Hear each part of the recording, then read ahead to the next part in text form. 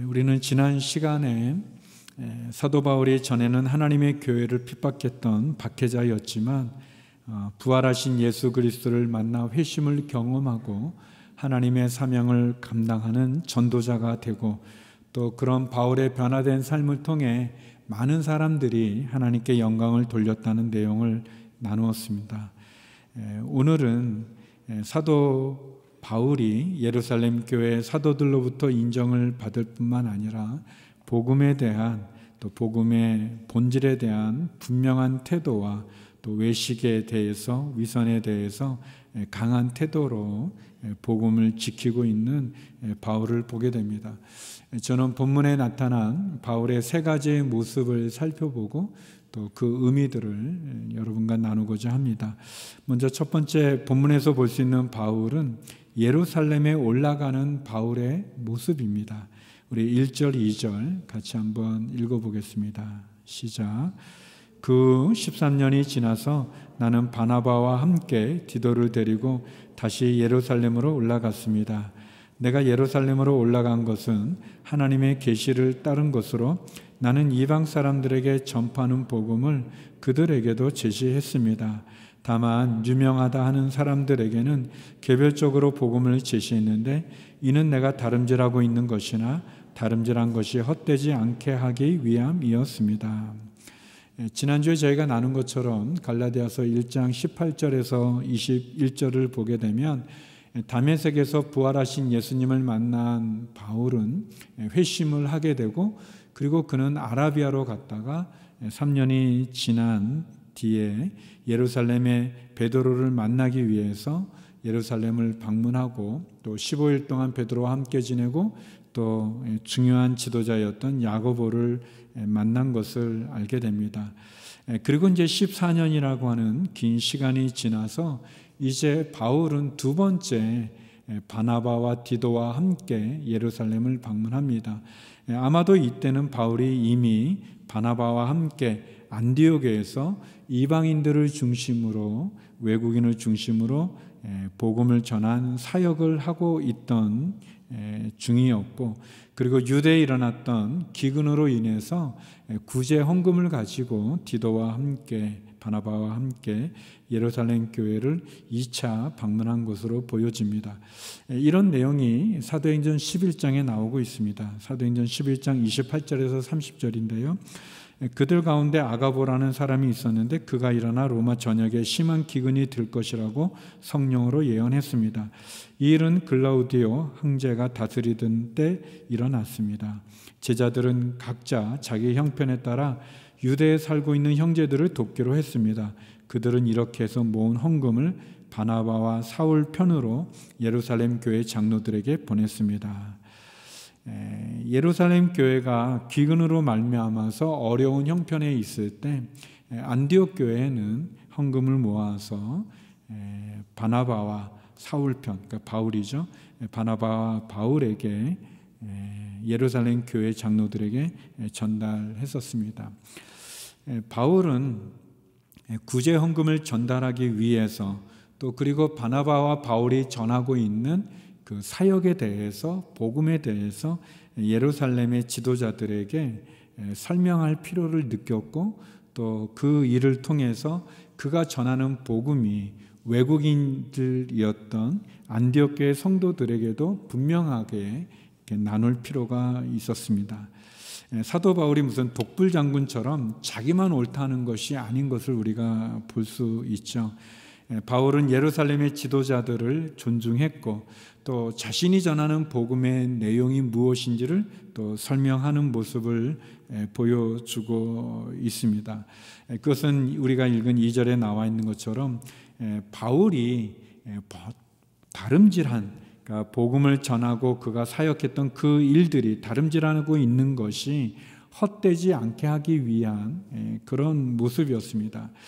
그런데 가만히 들어온 유대인이면서 예수님을 믿는 그리스도인들 가운데 어떻게 보면 예수님을 믿는 믿음만으로는 부족하고, 그들은 할례를 받아야 된다, 또 율법도 지켜야 된다라고 하는 유대인 그리스도인들이 예루살렘에 있었습니다. 우리가 그들을 할례를 강조해서 할례당이라고 말하기도 하고 또는 유대주의자라고도 말하는데, 이 전통적인 유대인들로서 예수님을 믿는 이 유대인 그리스도인 이들은 예수님을 믿는 믿음과 함께 율법도 지켜야 되고 특별히 할례를 받아야 된다고 생각했었습니다. 그래서 바나바와 바울과 함께 왔던 이 디도라는 청년이죠. 디도라는 사역자에 대해서 할례 받기를 요구했습니다. 디도는 안디옥에서 바울을 통해서 예수님을 믿은 그리스 사람입니다. 헬라 사람이죠. 외국인입니다. 그렇기 때문에 그는 할례를 받지 않은 모습이었는데, 이 예루살렘 교회에 있었던 유대주의자들은 디도에게 할례를 받아야만 된다는 것을 강조하고 요청했던 것 같습니다. 그러나 바울은 그것을 거절하죠. 왜냐하면 할례를 받음으로 마치 구원이 완성된다고 여겨질 수 있는 오해를 살 수 있고, 그 부분은 율법을 준수하고 할례를 받음으로 구원을 받는다고 하는 이 이야기는 예수 그리스도를 믿음으로 그것만으로도 충분하다고 하는 복음을 왜곡시키는 다른 복음이었기 때문에 그렇습니다. 그래서 사도 바울은 아주 분명한 태도로 디도에게 할례를 행하지 않습니다. 그리고 디도는 주로 외국인들에게, 이방인들에게 사역을 했던 사람이기 때문에 디도가 할례를 받게 되면 외국인들도, 디도가 사역하는 이방인들도 할례에 대해서 고민할 수 있는 여지가 있기 때문에 그렇습니다. 나중에 이제 디모데도 역시 마찬가지로 외국의 배경을 갖고 있지만 디모데는 그의 어머니가 유대인이었습니다. 그렇기 때문에 유대 배경을 갖고 있었고, 디모데는 또 유대인들을 중심으로 또 사역을 하게 되는 그런 상황에 있을 때 바울은 디모데에게는 할례를 받게 합니다. 그러나 외국인에게 사역을 해야 되는 디도에게는 할례를 거부하고 할례를 행하지 않으므로 그런 복음에 대한 왜곡이나 오해나 또는 갈등을 방지하는 그런 모습을 보여줍니다. 바울은 복음의 진리대로 그는 행동했고 또 그것을 지켰습니다. 사랑하는 성도 여러분, 예수 그리스도를 믿는 믿음만으로 구원을 얻는다는 이 복음은 절대 진리입니다. 우리를 구원으로 인도해주고 우리에게 영생을 줄 수 있는 이름은 예수 그리스도 외에는 없습니다. 예수 그리스도만이 구원에 이르는 유일한 길이요 진리요 생명이 되어지는 것입니다. 우리가 할례를 받는다든지 우리가 선한 행위를 한다든지 그것을 통해서 구원을 얻는 것이 아니라 십자가에 나의 죄를 대속해서 죽으신 예수님을 믿는 믿음으로 구원을 얻는 것이죠. 지난 주간에 장례 예배가 있어서 입간 예배에 참석해서 말씀을 나누었습니다. 예배가 거의 끝나갈 때쯤 우리 유가족 대표로 인사 말씀을 하는 순서가 있었습니다. 돌아가신 아버님께서는 99년에 성탄절 예수님을 믿으셨고, 그리고 2000년에 세례를 받으시고 쭉 온누리교회에서 신앙생활했던 귀한 분이신데, 그 따님께서 인사 말씀 가운데 그런 이야기를 하셨습니다. 아버님께서 이제 몸이 약해지셔서 요양병원에 있었고 또 이 코로나 팬데믹이기 때문에 면회도 잘 되지 않는데, 어머니 권사님께서 어떤 느낌이 있으셨는지 월요일 날 요양병원에 특별히 요청을 해서 따님과 함께 면회를 하셨다고 합니다. 면회하는 그 짧은 시간 동안에 따님이 아버지 예수님을 믿는 믿음으로 천국 가는 것을 믿으세요 그랬더니 내가 믿지 아멘 그러셨다는 겁니다. 예수님을 믿는 믿음이 있으세요? 아멘. 예수님 믿으면 천국 가는 거 아세요? 아멘. 그런 시간을 가지셨다는 이야기를 하면서 비록 아버님을 또 육신적으로는 떠나보내야 되는 슬픔 속에 있지만 그 가족분들이 아버지가 가지고 있는 그 예수님을 믿는 믿음으로 천국에 가고 영생을 얻는 그 분명한 확실한 믿음의 고백을 통해서 그 장래의 모든 절차 가운데서 천국의 소망 가운데 아버님을 천국에 가셨다고 하는 그런 위로 가운데 있는 짧은 간증을 듣게 되었습니다. 사랑하는 성도 여러분, 우리가 구원을 얻는 것은 우리의 행위에 있는 것이 아니라 예수님을 믿는 믿음에 있습니다. 우리가 구원을 얻는 것은 우리의 자격이나 능력에 의한 것이 아니라 나의 죄를 대속하신 예수 그리스도의 보혈의 피에 있고 그분의 생명의 대속에 있는 거죠. 이것이 복음입니다. 바울은 이 복음의 진리가 왜곡되거나 변질되지 않게 하기 위해 강력하게 할례를 요구하는 유대주의자들의 요청을 거절했습니다. 그리고 갈라디아서를 통해서 이 진짜 복음, 율법으로부터 우리를 자유케 해주는 절대 진리인 이 복음을 이야기하고 있는 거죠. 사랑하는 성도 여러분, 우리가 믿는 믿음을, 복음을 굳건히 지키십시오. 그리고 그것 외에 또 다른 멍에를 매게 하는, 우리의 자유를 구속하게 하는 그 어떤 짐도 지지 마시고 타협하지 마시고 거부하십시오. 두 번째, 오늘 본문에서 볼 수 있는 사도 바울의 모습은 이방인 사도로 세움받는 바울의 모습입니다. 우리 7절 8절 말씀 같이 한번 읽어보겠습니다. 시작. 오히려 그들은 베드로가 할례받은 사람에게 복음 전하는 일을 맡은 것처럼 내가 할례받지 않은 사람에게 복음 전하는 일을 맡은 것을 알았습니다. 베드로가 할례받은 사람의 사도가 되도록 역사하신 분이 내게도 역사하셔서 이방 사람의 사도가 되게 하셨기 때문입니다. 사도 바울은 자신이 받은 부르심에 대한 고백을 하고 있습니다. 그것은 바로 하나님께서 자신을 이방인의 사도로 부르셨다는 그런 소명의식이고, 또 중요한 것은 예루살렘 교회의 지도자들이 이런 바울의 소명을 인정해 줬다는 것입니다. 우리가 이 가정 7절 8절을 통해서 세 가지를 알 수 있는데, 그것은 첫째는 예루살렘 교회의 지도자들이 바울을 이방인의 사도로 인정했다는 것과, 그리고 이방인의 사도로 부름받은 바울의 사도권과 또 유대인들에게 복음을 전하는 일로 사도가 된 베드로의 이 사도권을, 베드로의 사도권과 바울의 사도권, 유대인과 이방인에게 전하는 각기 다른 이 두 사람의 사도권이 동등하다고 하는 것을 인정한 그런 의미가 있고, 그리고 세 번째는 각 사람마다 하나님이 주신 부르심과 소명이 있다는 것을 인정하는 그런 내용입니다. 사도 바울이 이방 사람들에게 복음을 전하는 사도로 인정하고 또 그것을 존중하는 것, 그건 참 귀하죠. 우리가 아는 것처럼 사도 바울은 나면서부터 유대인이면서 또 한편 로마의 시민권을 가진 그런 배경을 갖고 있습니다. 그의 고향인 다소라는 곳 자체가 로마의 지배를 받았던 곳이고 외국의 배경을 갖고 있습니다. 그러면서도 바울은 우리가 아는 것처럼 예루살렘에서 가말리엘이라고 하는 아주 훌륭한 선생님에게 율법을 잘 배운 사람이기도 하죠. 반면에 베드로는 우리가 아는 것처럼 갈릴리라고 하는 유대 땅에서 태어나 유대 땅에서 자라고 또 갈릴리에서 오랜 세월 어부로서 일을 했던 그런 배경을 가지고 있습니다.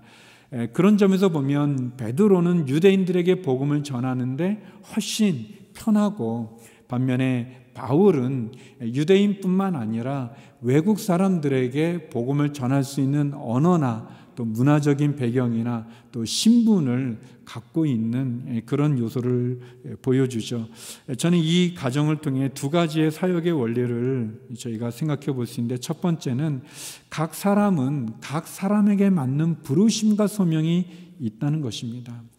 우리의 몸이 손과 발, 또 머리, 또 이게 다리, 배 이렇게 구성이 되어 있고, 또 우리 속에는 많은 기관들이 있지 않습니까? 그런데 이것이 어떤 것이 어떤 것보다 높고 또 어떤 것은 어떤 것보다 열등하고 그렇지 않죠. 모두가 다 소중하고 귀한 것을 보게 됩니다. 하나님이 우리를 주신 은사도 다 각기 다르죠. 어떤 분은 노래를 잘하고, 그래서 오늘 우리 성가대가 섰는데 찬양을 잘하는 분도 있고, 또 악기를 잘 다루는 또 우리 챔버 같은 분들도 계시죠. 또 오늘 우리 일산공동체 동대문 중남공동체가 안내를 했는데 또 안내도 특별하게 또 잘 보는 그런 분이 또 계시죠. 사람들마다 각각 은사와 부르심이 다르지만 그러나 그 은사를 주신 분은 한 분이시죠. 또 하나님 우리에게 대한 소명도 다 각기 다르지만 내가 받은 소명과 함께 또 다른 사람은 또 다른 소명을 받은 것을 보게 됩니다. 그런 점에서 보면 두 번째 우리에게 주는 교훈은 우리의 부르심도 다르고 우리의 은사도 다르지만 우리는 한 마음이 되어 좋은 동역을 이루어 가야 된다는 것을 보게 됩니다. 오늘 계속해서 본문 우리 9절 말씀인데요. 9절 같이 한번 읽어보겠습니다. 시작.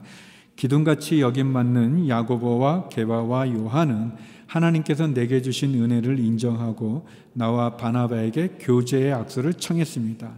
우리가 이방 사람에게로 그들은 할례 받은 사람에게로 가도록 하기 위함입니다. 아름다운 연합의 귀한 모습인데요. 예루살렘 교회 지도자였던 예수님의 동생 야고보와 또 게바 베드로죠. 베드로 또 요한 이 세 사람과 그리고 안디옥 교회의 중심 리더십이었던 바나바와 바울이 서로 교제의 악수를 청했다. 이 친교의 악수를 나누었다라는 건데 이거는 이제 인사하기 위해서 한 악수라는 의미를 뛰어넘어서 예루살렘 교회가 안디옥에서 사역하고 있는 바나바와 바울의 사도권과 리더십을 인정해 줄 뿐 아니라 그들이 전하는 복음, 예수 그리스도를 믿는 믿음으로 구원을 얻는다는 복음. 그래서 이방 사람들, 외국인들이 예수님을 믿는 믿음으로 구원을 얻는 거지 그들이 유대인들이 가지고 있는 예루살렘 교회가 가지고 있는 유대의 전통에 따른 율법을 지킴으로 특별히 할례를 받아서 구원에 이르는 것은 아니라고 하는 그것을 서로 인정해 주는, 그래서 예루살렘 교회는 유대인들에게 또 안디옥 교회는 이방인들에게 복음을 전하는 사명을 서로 존중하고 인정해 주는 그런 악수, 그런 연합의 의미를 볼 수 있습니다. 서로 경쟁하거나 분열하는 것이 아니라 주님이 주신 그 부르심과 소명을 따라 함께 연합해서 일을 하는 아주 귀한 모습이죠. 온누리 교회도 여러 가지 정책들이 있는데 특별히 제가 예전에 선교사로 갔을 때 그 당시 그러니까 96년도 그때 당시의 선교 정책은 한 베이스에 한 선교사님이 있는 게 아니라 한 베이스에는 사회적인 경험을 많이 쌓으신 장로님 한 명과 또 목회를 한 신학을 한 우리 목회자 한 명이 함께 있는 그런 정책을 했습니다. 그것은 아마도 하 목사님께서 장로님들이 가지고 있는 사회적인 경험과 연륜의 그런 부분들과 지혜와 그리고 또 목회로 또 이 신학을 통해서 복음을 나누는 또 예배를 인도하는 그런 역할하는 목회자가 함께 협력해서 연합해서 사역을 하도록 했었습니다. 그래서 제가 갔던 분경의 농장에는 우리 장로님이 사장님이시고 제가 부사장을 이렇게 가게 됐어요. 제가 부사장도 해봤습니다. 그런데 아무튼 그래서 이제 장로님과 함께 연합해서 사역을 했었을 때 얼마나 좋은지 몰라요. 우리 같이 계신 장로님 참 훌륭하신 분이신데 장로님이 계시는 그 연륜과 또 여러 가지 사업적인 안목들 그리고 또 이 직원들을 관리하시는 그런 여러 경험 속에서 나온 그 연륜이 주는 귀한 모습이 또 있었고요. 그리고 또 한편 저희가 함께 큐티를 나누고 또 저희끼리 예배를 드릴 때 또 저가 말씀을 나눌 수 있는 그런 역할들, 좋은 모습인 것을 보게 됩니다. 사랑하는 성도 여러분, 여러분은 어떤 은사가 있으신지요? 여러분은 어떤 부르심을 받으셨는지요? 하나님이 여러분에게 주신 은사와 부르심과 소명을 여러분은 잘 감당하고 계시는지요? 더불어서 다른 분이 갖고 있는 은사와 다른 분이 갖고 있는 소명 또 다른 분이 갖고 있는 그 역할을 여러분은 잘 존중해주고 또 합력하여 선을 이루어가는 아름다운 연합의 모습을 가지시는지요. 바울과 베드로의 아름다운 연합과 또 두 분의 소명에 대한 그 순종의 모습이 또 우리 온누리교회 가운데도 또 여러분들 가운데도 온전히 있기를 소망합니다. 하나님이 여러분에게 주신 은사를 통해서, 부르심을 통해서 충성을 다하실 뿐 아니라 서로 연합하고 존중하는 귀한 아름다운 공동체의 모습을 이루기 바랍니다. 세 번째, 오늘 본문에서 볼 수 있는 바울의 모습은 복음의 진리대로 행하는 바울입니다. 복음의 진리대로 행동하는 바울의 모습이죠. 우리 12절에서 14절의 말씀 같이 한번 읽어보겠습니다. 시작. 게바는 야고보가 보낸 몇몇 사람들이 오기 전에 이방 사람들과 함께 음식을 먹고 있었습니다. 그러나 그들이 오자 그는 할례 받은 사람들을 두려워해 슬그머니 그 자리를 떠났습니다. 그러자 다른 유대 사람들도 게바와 함께 위선을 행했고 바나바까지도 그들의 위선에 휩쓸렸습니다. 나는 그들이 복음의 진리대로 바르게 행하지 않는 것을 보고 모든 사람 앞에서 게바에게 이렇게 말했습니다. 당신은 유대 사람으로서 유대 사람처럼 살지 않고 이방 사람처럼 살면서 어떻게 이방 사람에게 유대 사람처럼 살라고 강요합니까? 우리가 읽은 이 본문 굉장히 충격적인 내용이죠. 이 베드로는 예수님의 수제자고 또 예수님이 승천하신 이후에 이 예루살렘 교회의 아주 가장 중요한 그런 사도이죠. 반면에 이제 바울은 늦게 예수님을 믿게 되어졌고, 이때 당시에 그 베드로의 위치나 이 바울의 위치는 이렇게 베드로의 행동에 대해서 바울이 공개적으로 여러 사람이 있는 데서 책망할 만한 그런 위치가 아님에도 불구하고 바울은 베드로의 행동에 대해서 공개적으로 여러 사람들이 있는 데서 분명하게 이야기를 합니다. 우리가 알아야 될 것은 바울이 이 베드로를 무시하거나 또는 베드로를 깎아내리거나 아니면 베드로에게 개인적인 감정이 있거나 시비를 가리기 위해서 하는 것이 아니라는 것을 알아야 됩니다. 바울이 이 안디옥의 이 사건을 갈라디아에서 기록하고 있는 것은 복음이 무엇인지에 대한 진정한 그런 내용을 보여주는, 그리고 그것을 지키기 위해서 바울이 했던 복음의 진리대로 바르게 행동하지 않는 위선에 대해서, 외식에 대한 그런 모습을 지적하는 거라고 볼 수 있습니다. 베드로가 언제 안디옥에 왔는지는 모르지만 그러나 아마도 2차 예루살렘 방문 이후의 일이었던 것 같습니다. 베드로가 그를 따르는 유대인들과 함께 안디옥까지, 그러니까 유대 땅을 떠나서 외국까지 안디옥 교회에 방문을 했고, 그래서 안디옥에 있는 외국인들, 이방인들과 함께 이 음식을 먹었다고 하는데, 이것은 아마도 성찬 예식을 의미하는 것 같습니다. 주의 만찬을 행하고 있을 때 야고보가 보낸 그 유대주의자들, 다시 말하면 예수님을 믿지만 할례를 반드시 받아야 되고 또 율법을 지켜야 된다고 하는 그 사람들이 왔을 때, 이 율법에 의하면 유대인은 이 이방인들하고 같이 식사를 하면은 안 됩니다.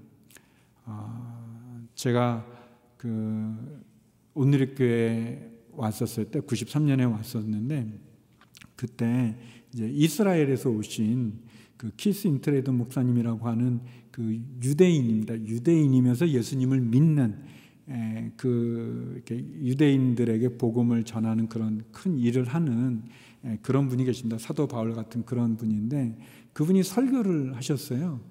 이제 저는 유대인이 예수님을 믿어서 설교를 하니까 굉장히 신기해서 이제 뒤에 이제 안내보면 앉아서 설교를 듣는데 좀 거슬리는 거가 있는데, 그분도 이제 나중에는 여러 차례 우리 온누리교회 와서 설교도 하고 또 세미나도 인도 많이 하셨는데, 근데 그때 그분도 또 처음 한국교회 온 거였어요. 근데 그분 설교 중에 그런 표현이 좀 거슬렸어요. 그건 뭐냐면, 하나님의 은혜가 얼마나 큰지 여러분과 같은 이방인들이 이렇게 다, 그래서 하나님의 은혜가 큰지 이 이방인인 여러분이 그 이방인 이렇게 자꾸 하는데, 그렇죠. 제가 유대인은 아니죠. 이스라엘 사람은 아니죠. 난 한국 사람이죠. 근데 기분은 좀 나쁜 그런 약간 그런 거가 있었었어요.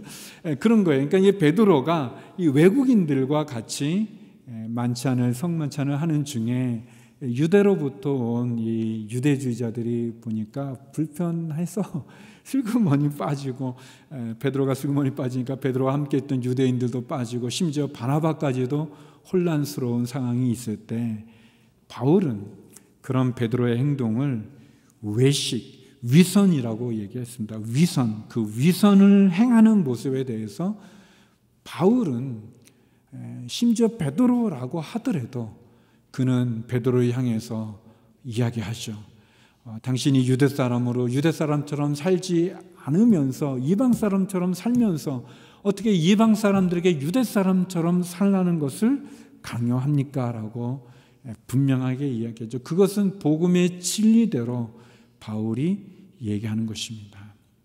예수 그리스도를 믿는 믿음으로 구원을 얻는다는 이 놀라운 이 복음 외에 율법을 지켜야만, 할례를 지켜야만 함께 식사도 하고 함께 구원을 받는 한 가족이 되는 것이 아님에도 불구하고 그런 전통 속에 오랜 생활 익숙해졌던 그 율법으로 외국인 이방인들을 달게 하는 그것에 대해서 바울이 베드로를 책망하는 거죠. 그런데 사실 여러분, 이방 사람에게 복음을 전한 건 바울이 처음이 아닙니다. 도리어 베드로였어요. 베드로. 사도행전에 보면 로마의 군인이었던 백부장이었던 고넬료라는 사람에게 베드로가 복음을 전합니다. 사도행전 10장 44절에서 48절인데요. 베드로가 이렇게 말하고 있을 때 말씀을 듣고 있던 모든 사람에게 성령이 내려왔습니다.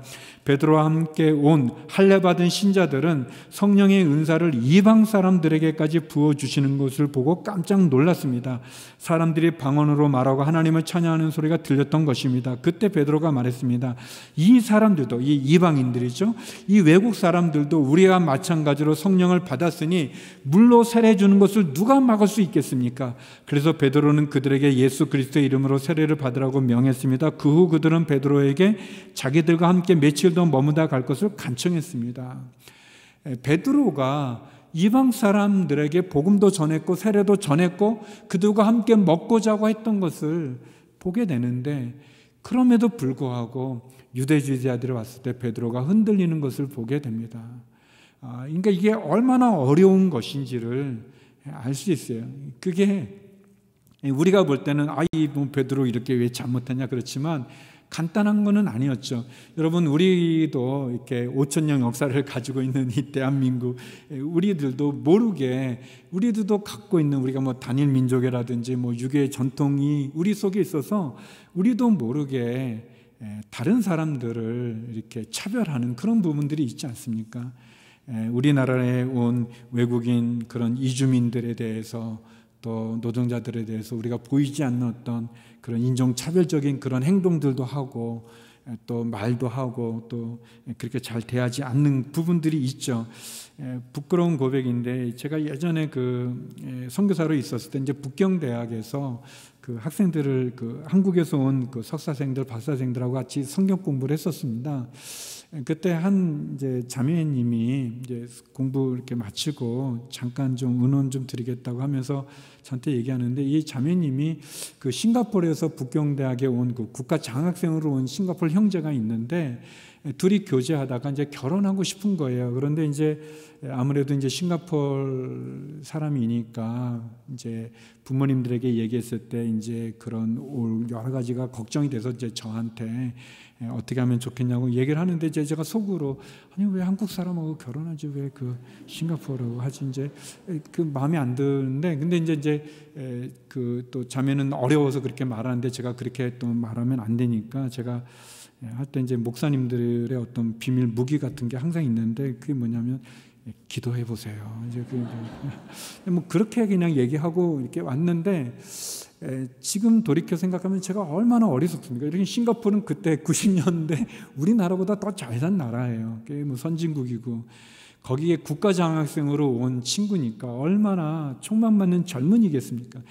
그런 젊은이에 대해서 제가 그렇게 이 어떤 문화적인 그런 민족적인 그런 편견을 가지고 이렇게 하는 거. 또 제가 얼바인에 미국에 있을 때, 여러분 미국에서는 우리 동양 사람들이 흑인보다 밑에 있습니다. 그렇게 받아요. 우리 흑인 대통령도 나오셨지만 그게 굉장히 우리는 너무 이상하지만 미국에 가면 우리는 흑인 밑에 있어요. 좀 그렇거든요. 그런데 우리 성도님들 가운데 우리 미국에 있을 때 교인 가운데 딸이 흑인하고 결혼한다고 했을 때 그 부모님들이 마음 아파할 때 저도 똑같은 마음으로 마음이 아프고 왜 그렇게 흑인하고 하지? 이제 그런 생각들이 있어요.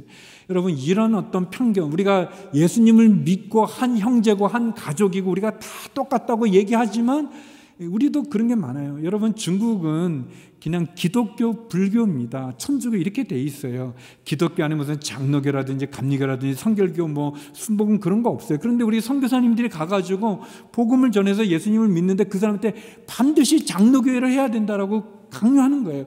순복음을 해야 된다 이렇게 강요하는 거예요. 중국은 그게 없습니다. 그냥 다 기독교입니다. 기독교인데 내가 가지고 있는 내가 믿는 그 종교가 그 파가 내가 믿는 교파가 옳다, 다른 교파는 다 틀리다 말하고 있는 우리들의 모습을 보면 이때 베드로가 이런 행동을 취한 것이 어떻게 저럴 수 있을까가 아니라 도리어 그런 상황 가운데서 복음의 진리대로 아니다라고 말하는 바울의 모습을 우리가 본받고 복음의 진리대로 바르게 행동하고 바르게 실천하고 또 바르게 그것을 지키고 있는 이 용기 있는 바울을 우리가 본받아야 될 것입니다. 우리도 역시 내가 가지고 있는 어떤 이 배경 속에서 편견을 가지고 복음이 아닌 다른 것을 가지고 복음을 왜곡하거나 복음을 변질시키거나 복음을 다르게 해서는 안 될 것입니다. 사도 바울과 같이 하나님의 부르심과 소명에 순종하면서 복음의 진리대로 행동하고 그 복음을 지키고 복음 외에 다른 어떤 것을 첨가하지 않고 이단들과 분명하게 선을 그을 뿐 아니라 우리가 믿는 복음을 온전히 지켜가는 복음의 진리대로 살아가는 복음의 진리대로 바르게 행동하고 순종하는 저와 여러분 우리 모두가 되기를 주의 이름으로 축원합니다. 기도하시겠습니다. 거룩하신 아버지 하나님, 복음의 진리대로 바르게 행동하고 실천하고 살아가는 바울과 같이 복음을 지키고 복음에 순종하며 복음대로 살아가는 저희들이 되게 하여 주시옵소서. 예수님 이름으로 기도드립니다. 아멘.